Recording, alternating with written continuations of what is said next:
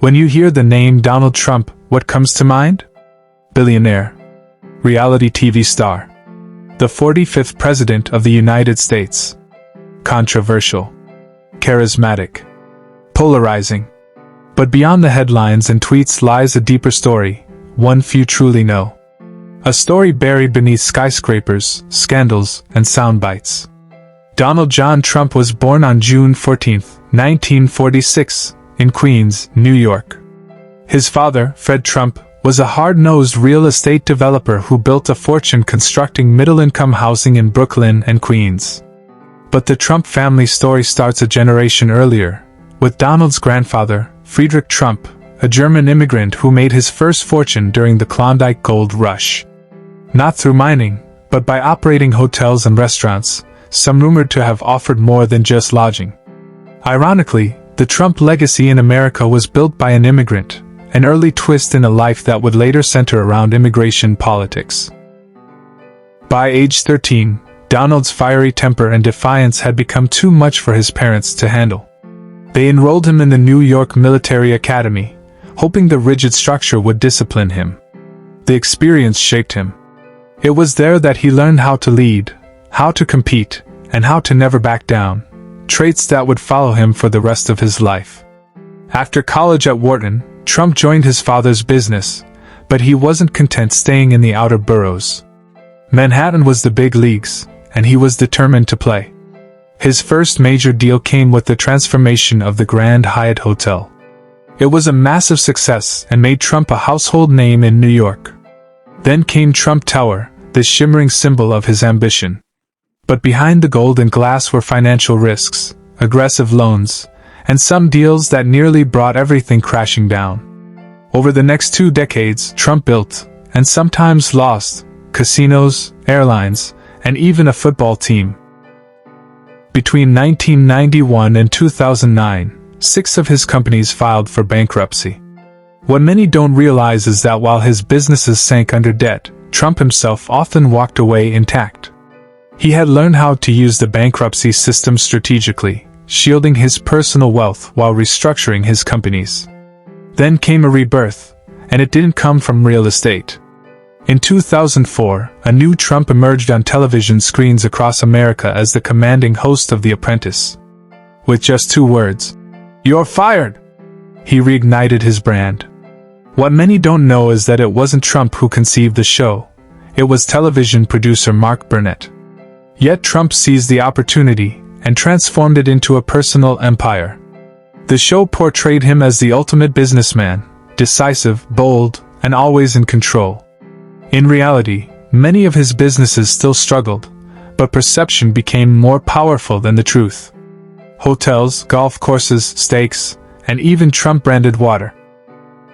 He wasn't just selling real estate anymore. He was selling an image. His political ambitions weren't new. As far back as the late 1980s, Trump had hinted at running for office. In 1987, he took out full-page ads in major newspapers, criticizing U.S. foreign policy. In 2000, he briefly ran for president under the Reform Party. Most dismissed it as a publicity stunt. But Trump watched. He waited. And he learned.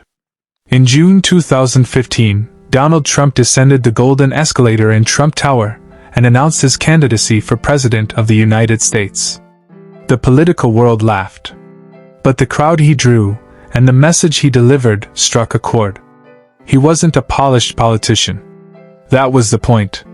He was blunt, brash, and unfiltered. To many Americans, he sounded like the only one telling the truth. Against all odds, he won. His presidency was unlike anything the country had ever seen. It was turbulent, dramatic, and deeply divisive. But beyond the noise, there were actions few talk about. In 2018, he signed the First Step Act, a bipartisan criminal justice reform bill that led to the early release of thousands of nonviolent offenders.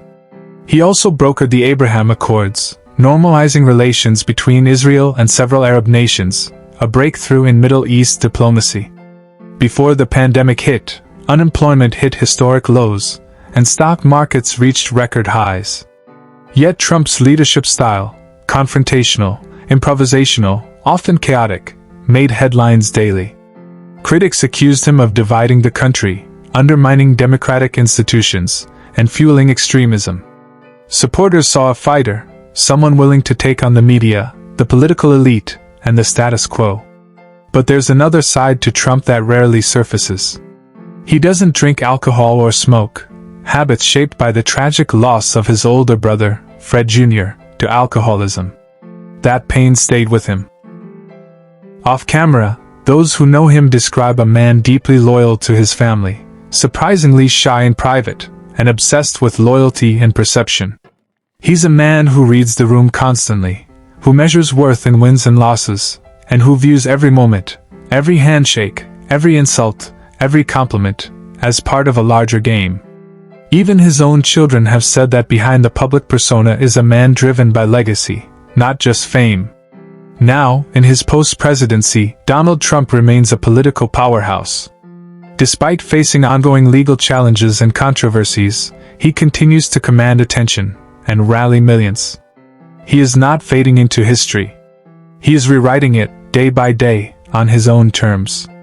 Love him or loathe him, Donald Trump is not just a former president. He's a phenomenon. He's a mirror, reflecting the best and worst of American culture, ambition, and division. To understand Trump is to understand the power of image, the force of personality, and the complexity of a man who refuses to be defined by anyone but himself. Because sometimes, the most untold stories are hiding in plain sight.